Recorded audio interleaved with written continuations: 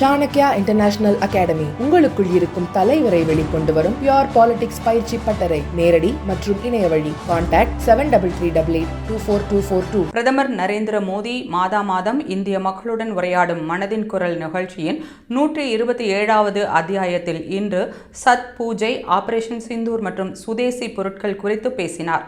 இந்தியர்கள் அனைவருக்கும் சத் பூஜை வாழ்த்துக்களை தெரிவித்த பிரதமர் மோடி இது ஒற்றுமைக்கான பண்டிகை என்று குறிப்பிட்டார். சில நாட்களுக்கு முன்பு தீபாவளியை கொண்டாடினோம். தற்போது சத் பூஜைக்கு தயாராகி வருகிறோம்.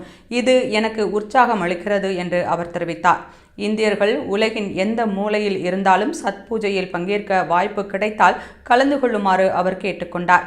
பீகார், ஜார்க்கண்ட் மற்றும் பூர்வாஞ்சல் மக்களுக்கும் பிரதமர் மோடி சத் பூஜை வாழ்த்துக்களை தெரிவித்தார். தீபாவளி அன்று மக்களுக்கு எழுதிய கடிதத்திற்கு பலரிடமிருந்து அன்பான பதில்கள் வந்ததாக பிரதமர் மோடி மகிழ்ச்சி தெரிவித்துள்ளார். அந்த கடிதங்களில் இந்த தீபாவளியில் மாவோயிஸ்ட் பயங்கரவாதத்தின் இருள் சூழ்ந்த பகுதிகளில் தீபங்கள் ஏற்றப்பட்டதாகவும் ஆபரேஷன் சிந்தூர் மூலம் பெருமை அடைந்ததாகவும் அவர் கூறினார்.